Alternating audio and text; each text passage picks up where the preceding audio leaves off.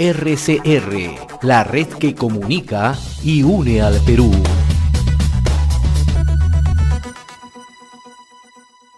A esta hora queremos saludar y le agradecemos como siempre la amabilidad que tiene con RCR, Red de Comunicación Regional, al doctor Joseph Campos. Él es constitucionalista y docente universitario, ¿no? Y le agradecemos la gentileza que tiene con RCR, Red de Comunicación Regional. Doctor Campos, qué gusto saludarlo, muy amable como siempre.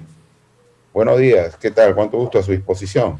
A ver, ayúdenos a interpretar esta situación que se está generando, ¿no? En relación, ¿no?, a la elección de los magistrados del Tribunal Constitucional, ¿no? Ayer, el tercer juzgado constitucional transitorio de la Corte Superior de Lima, que despacha a la jueza Amparo Soledad Blácido, decidió ordenar al Congreso de la República que disponga la suspensión provisional de la elección de miembros, ¿no?, programada tanto para hoy y mañana, ¿no? Pero a la par también, ¿no?, el Congreso, ayer la Comisión Permanente ha decidido que van a proseguir hoy con la elección, ¿no? ¿Cómo interpretar estos hechos en términos ya propiamente jurídicos? ¿Debe, no debe acatar el Congreso de la República? Yo creo que hay un problema de fondo que va a ver, este reglamento es el problema, ¿no?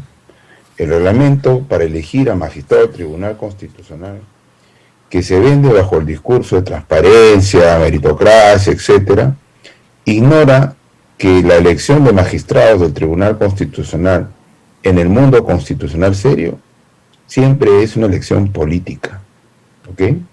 Eso ocurre en todos sitios. Por ejemplo, si uno quiere ir un ejemplo, como para no decir que estamos, sobre todo pensando en los profesores que son muchos hispanófilos, ¿no? En España se eligen 4 diputados, 4 senadores, 2 del Ejecutivo y 2 del Poder Judicial. Y mire, para que vea usted, en el Poder Ejecutivo se elige un Consejo de Ministros en sesión secreta, ¿no? Porque la composición de la representación política justifica que el Tribunal Constitucional, que no hace solo análisis jurídico, tenga sensibilidad política. Cuando usted pone un consejo de sabios que no tiene lectura política, podría generar decisiones que son políticamente incorrectas. Y a su vez, cuando uno tiene solamente apuro político, puede ser un tribunal que solo saque barbaridades. Por eso el equilibrio incluye que no se sacrifique la elección política. Este reglamento es un problema para eso. Porque ahora, si uno lee la medida cautelar, ¿por qué ha suspendido? Porque no hay motivación de los votos o de las calificaciones que se ha establecido a favor de los candidatos. Eso supone, para efectos puntuales, que los congresistas que han dado la calificación sean abogados, para dar una buena motivación, porque si en este momento hubiera habido motivación, el cuestionamiento hubiera sido, pero no es una buena motivación, no es una motivación correcta, etcétera, etcétera. Entonces ahí hubiéramos tenido otro problema. Entonces hoy tenemos una crisis, ¿no?, en desarrollo, una gran crisis, una más de este quinquenio, donde la gente no ha entendido el sentido político del Estado constitucional, del por qué, además no lo entiende de una manera absolutamente esquizofrénica. La representación política que tenemos, que es mala, es consecuencia de un acto electoral. O sea, los congresistas no toman un taxi y dicen voy a ser congresista. Ellos han sufrido o han obtenido el escaño producto de los votos de la elección popular. Entonces aquí resulta siendo incomprensible que, entendiendo que eso ha ocurrido, que este Congreso es muy malo precisamente porque en un momento determinado, leyendo jurídicamente las cosas, permitimos cierre del Congreso, la incapacidad moral, etcétera. No, señor, el problema es este reglamento. Y lo que va a ocurrir, y lo que está ocurriendo, ojalá que esto gire, es que este Congreso no lo reconozca, esté incurriendo desde un punto de vista técnico-jurídico en un delito, ¿no?, que es desobediencia al mandato judicial, pero esa infracción tiene que ocurrir por el camino de la acusación constitucional. Porque claro, el delito sería haber hecho ejercicio de una función que le está reconocida en la Constitución y que está amarrado por un reglamento que yo creo que no corresponde sostenerlo. Pero en buena cuenta tienes a alguien que ejerce su función, su facultad, reconocida directamente en la Constitución, versus a alguien que le ha dicho no lo ejerzas. Entonces, lo correcto sería acatar, impugnar, pero comprendo cuál es el problema, porque el problema está en que materialmente es irreversible la medida cautelar. ¿Por qué? Cuando impugnen, ya habrá pasado el 26 de julio, y el 26 de julio se le acaba el mandato a todos estos congresistas de este Congreso de la República. Entonces, hay un problema. ¿Qué es lo que se quería en esta elección? Me imagino, que yo por lo menos creo que el único valor político era enfrentar el futuro frente a un candidato que directamente ha amenazado la institución.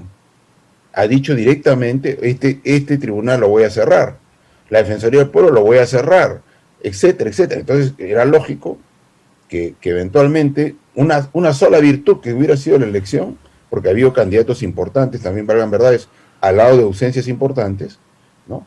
Era que vayan al futuro con mandatos vigentes y no con mandatos vencidos. Ese es un poco el problema. Es un gran problema, es una crisis importante. Ahora, ¿qué puede ocurrir si el Congreso persiste en la elección, ¿no? Y usted señala que debería cumplir justamente, ¿no?, esta decisión de este tercer juzgado constitucional transitorio, ¿no? ¿Entramos a una colisión de poderes? Total. Es un problema. Además, me imagino que el problema incluye a los candidatos, ¿no? Porque sabrán que ellos fueron elegidos, ellos apelarán, si quieren hacer conflicto de este tema, a la facultad constitucional, al mandato que tienen los congresistas, que es imperativo, para efectos de buscar una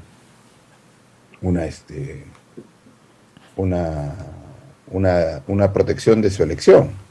Pero está claro que evidentemente ha habido una notificación del Poder Judicial donde le dicen suspéndelo.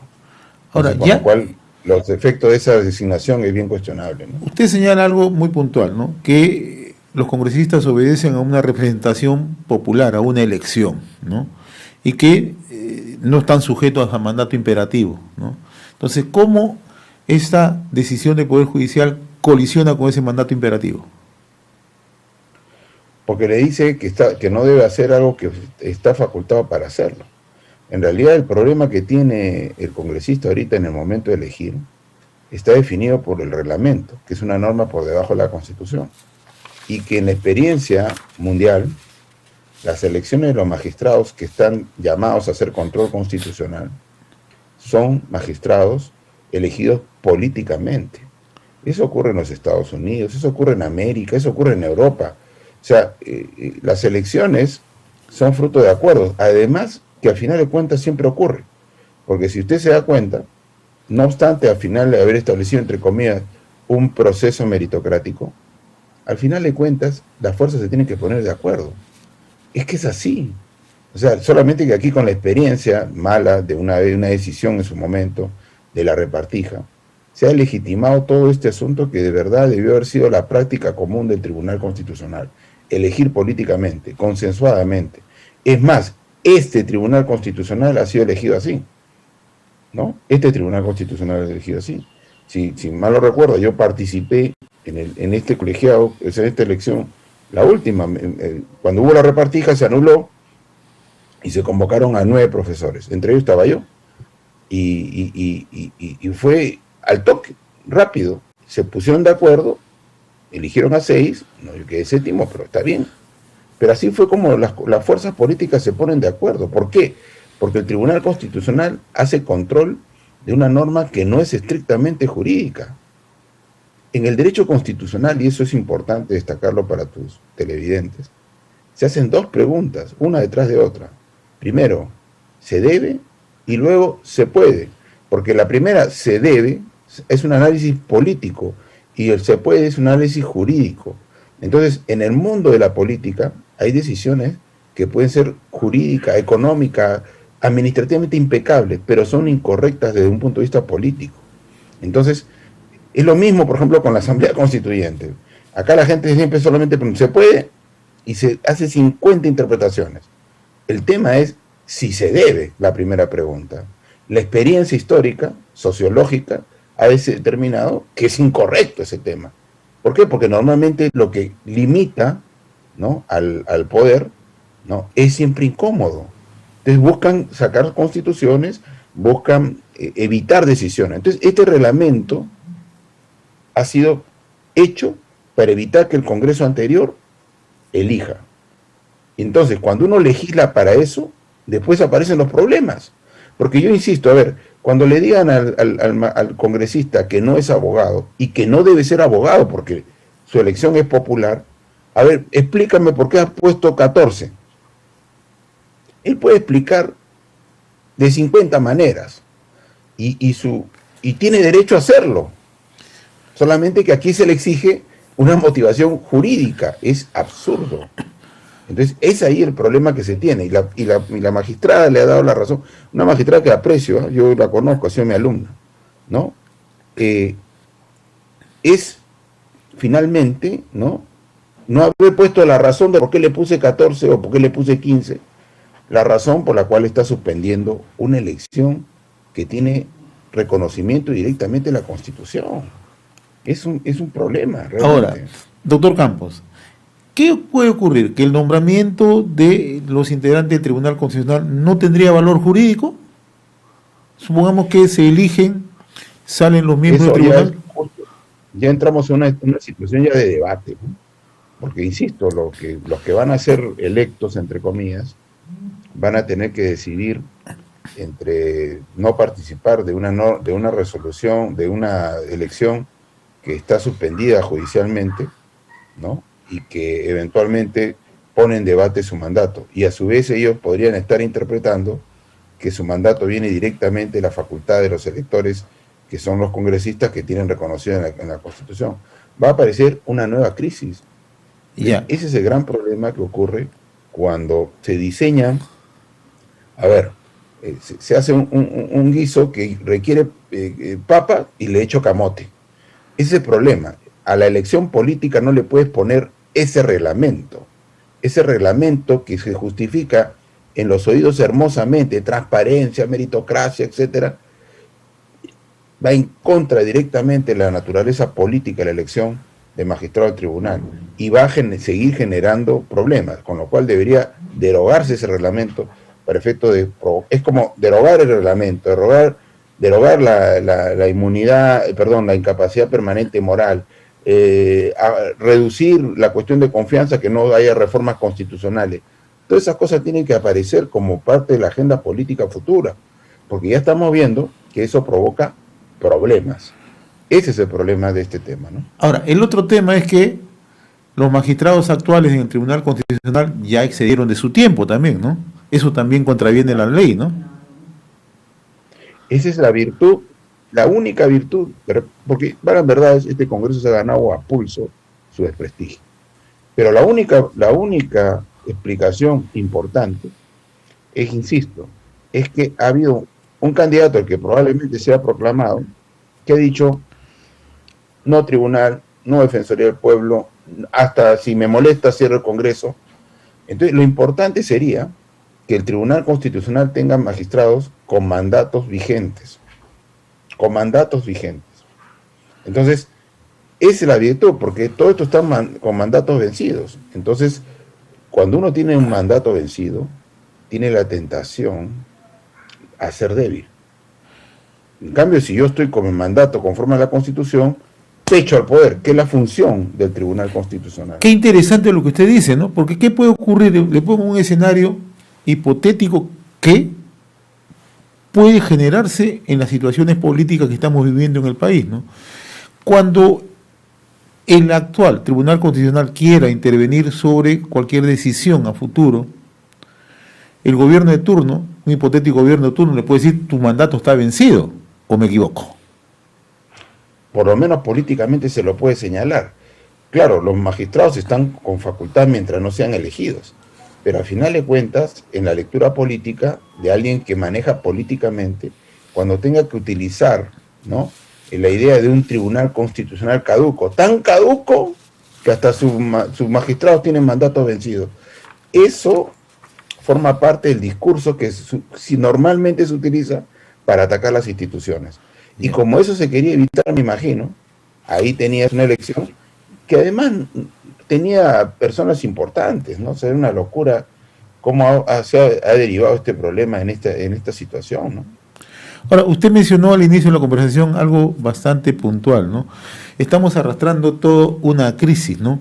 Lo que muchos aplaudían antes, ahora me imagino que están viendo que sabían que esta crisis iba a desembocar, ¿no? Pero nuevamente el cálculo político, ¿no? No solo, y es un cálculo político y lamentable que haya habido colegas, profesores de Derecho Constitucional, que hayan sido voces, ¿no?, de resonancia a esas prácticas. Por ejemplo, siempre yo, más allá, y no ser un defensor defiendo la institucionalidad, ¿no? Lamenté, ¿no?, el cierre del Congreso porque terminó un fenómeno concentrado del poder. Lamenté también, pero por un tema institucional, porque celebré personalmente que se saque al señor Vizcarra por esa incapacidad moral que es una fuente de conflicto permanente. Esa causal tiene que eliminarse, ¿ya? Como también tiene que eliminarse algunas cosas que el fujimorismo puso en la Constitución del 93, como por ejemplo la cuestión de confianza, cuando el primer acto que va el Premier, hasta antes de esta Constitución nunca pasaba nada. Ahora lo ponen como una censura. ¿Y para qué? Para tenerlo con la pistola al Congreso y decirle, si no me apruebas algo, te cierro. Esas villanías, esas matonerías en el derecho no se deben tolerar. Entonces, en ese momento, en la pasión, ¿no?, entre esa disputa a la que nos llevó el fujimorismo y Vizcarra, todo resultaba siendo polarizado y la sensatez se abandonó. Entonces, este es el problema que ahora acarreamos. Tenemos una composición de una representación política pobre, ¿no?, porque lo malo que ya teníamos terminó eliminándose, no hay reelección, no hay nada. Entonces, al final de cuentas, tenemos lo que tenemos. Pero también hay que entender que el problema no es solamente de estos políticos, sino el problema es construcción ciudadana. Construcción ciudadana. Aquí, por ejemplo, es bien fácil decir, el congresista es una basura, pero es un elegido. ¿Quién es peor? ¿El elegido o el elector? ¿No? ¿Quién es peor? O sea, es como ahora, la Constitución hay que cambiarla, ¿no? Como si con el cambio de la Constitución te fueras a ser mejor ciudadano. Como si con el cambio de Constitución dejaras de ir a las fiestas COVID. Como si con el cambio de Constitución te dejaras de cruzarte la luz roja. Como si el cambio de Constitución quitara el tráfico infernal que tenemos producto de nuestra mala forma de manejar. Es una locura. Doctor Joseph Campo, como siempre hemos reconocido por esta comunicación con RCR, Red de Comunicación Regional, ha sido bastante ilustrativa esta conversación. Le agradezco como siempre la gentileza. Gracias. RCR, la red que comunica y une al Perú.